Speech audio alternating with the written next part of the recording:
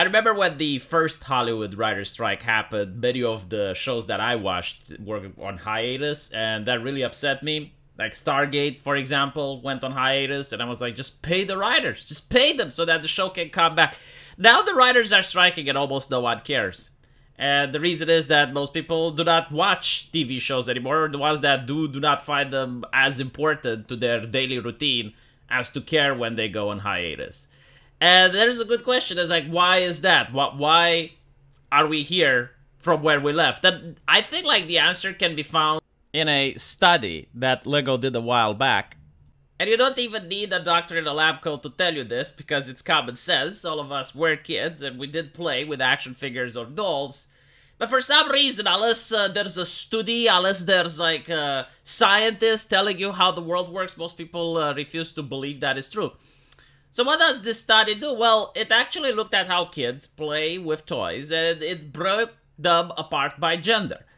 I know it's not okay to do now, and it's not very progressive, but back then that's what they did. And, except some outliers, obviously, there's always exceptions, they found that the test results were consistent among the children. So if you give a action figure to a boy, let's say you give him the Batman action figure, what they noticed is that the way the boy plays is by actually pretending that the toy is Batman. So he's going to go around the city, he's going to fight crime, he's going to do battle with the Joker, he's going to talk like Batman, he's going to have Batman's mannerisms. Basically, the young boy is going to try to keep that action figure within the lore, within the universe. Girls, however, played differently. When the girls reacted with the Batman action figure, they actually turned Batman into the husbando. He would come home from work at the office and talk to Barbie, his wife. Maybe they would get into a little bit of a fight. But basically what they noticed is that boys try to genuinely keep the IP as a whole. Like they try to maintain the character within its universe, while the women try to make the character their own. Now, this isn't necessarily something good or bad, it's just like a difference between how men and women engage with fiction at a young age. And you kind of notice that this is literally what's happening with modern Hollywood. They're not making new shows, they're not making new movies, they are taking things that already exist, and then they make a spin-off or a remake. And the person that is placed in charge has literally the mindset of a 5-year-old girl. Where it's like, okay, it's my IP now, and I'm going to change it, I'm going to transform it, regardless of what the fans think, regardless of what the universe or the lore used to be. I am now going to put my vision, and I'm going to recreate the IP into something that I want. And obviously, the problem is with the people that are actually expected to pay money for this. Like, for example, if it's a Star Wars or a Star Trek fan, and they have their entire room dedicated to Star Wars and Star Trek paraphernalia, they spend a lot of money on merchandise, they purchase a lot of books, and they read all the lore that there is in that universe, and they go on the internet and they engage with other fans, because that's their hobby. These people wouldn't appreciate if you make drastic changes to their IP, especially changes that do not fit the lore and the universe.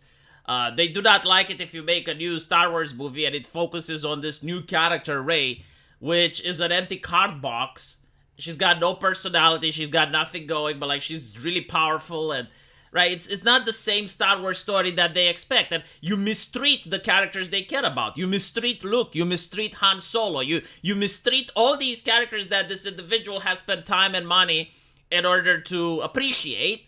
Yeah, they're going to be very salty, and chances are not only are they not going to see your movie, but they're going to go online and they're going to be very upset about it, and they're going to tell other people not to go see it.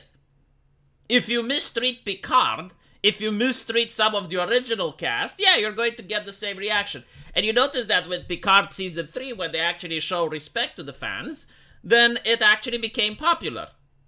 So that is like one of the main issues that I think people have with wokeness, is that you have people who did not contribute to the IP, did not create it, but now are being given the IP, and instead of them like trying to maintain it within universe, instead of them trying to maintain the lore, they are changing it to fit their vision. And secondly, there is another big difference between the genders when it comes to enjoying fiction. Men seem to enjoy fiction built around action. So it's not just action movies, but if you look at some of the most popular videos on YouTube that men like, it's people building stuff. Whether it's a carpenter or some guy going into the middle of the Norwegian forest and starts building a cabin by himself, this is stuff that men like. Of course, there are women that like this as well. But when you look at the percentages, it's overwhelmingly men. Meanwhile, what women like is character drama. This is why telenovelas are extremely popular among the female demographic. On YouTube, for example, crime videos are very popular with women. You look at the percentages and the demographic, it's very high. Why? Because it has to do with character development. It has to do with personality. So, you notice this happening with IPs as well. Like there was recently a comic book page that I saw talking about how Miles Morales is dealing with PTSD and depression. And I'm thinking, like, this is not necessarily a bad story per se. Like, it's not something that doesn't fit the universe or doesn't fit the lore. But it's something that raises the question, would I really want to read that? As a Spider-Man fan who enjoys seeing Spider-Man fighting crime and just darting between buildings and doing acrobatics and stuff and cracking a joke every now and then. I mean, sure, you know, a story about Spider-Man dealing with depression may have its place, but it's not something that resonates with the target audience. And the problem is that the target audience for comic books, and this is what they are ashamed of, they view it as something wrong that requires fixing, is that the target audience for comic books are teenage boys. Like, overwhelmingly, they're teenage boys. And for some reason, they try to appeal to the female audience. Which, again, is not necessarily wrong, but by doing this, you're alienating the current fans, the current people that want to see Spider-Man fighting crime and not being depressed. And you hope that you're going to get more women reading your comics. But in reality, women, for example, can read manga. Right? Because when I grew up, and I don't know if this still applies, women didn't like violence. At least the girls that I grew up with, like, they didn't enjoy watching movies that were hyper-violent. They didn't enjoy watching movies that focused on people beating each other up. And the question is, like, if that's the case, if you have, like, people who genuinely do not like violence in fiction, and instead they prefer watching Twilight or they prefer watching 50 Shades of Grey, how can you attract these individuals to your comic books when the very essence of a comic book is the superhero and the villain fighting? And the answer is, like, you can get rid of the fighting, but then the people that are reading your comic books specifically because of the violence and the titillation, well, now you're alienating them. So, one of the biggest mistake that woke ideologues have done, and they have said this in 2016 over and over, is like going for the wider audience. So, if your comic book already has the men who likes the sex and violence, then if you cater to the women, then the men stay, and now you have the women as well, so you have the wider audience. But in reality, when you make changes, the people who liked what the thing was to begin with are going to leave, and they're going to search for something else because you're not giving them what they wanted to spend their money on the first place.